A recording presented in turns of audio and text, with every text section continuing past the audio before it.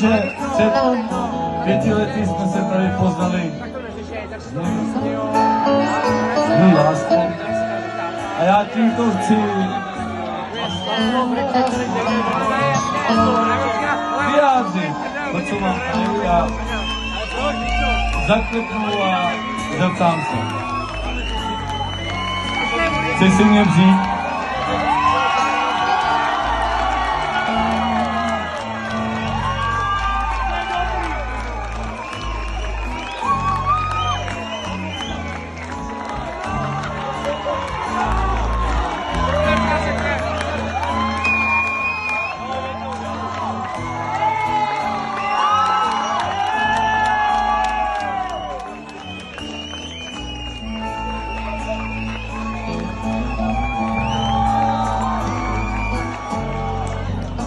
Řekla ano, my jsme to slyšeli. Řekla ano.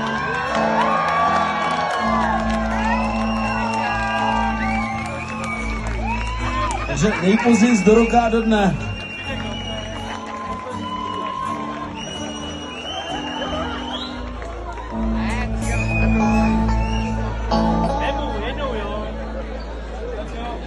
Ale, já kdybych to neudělal, tak mě zpět do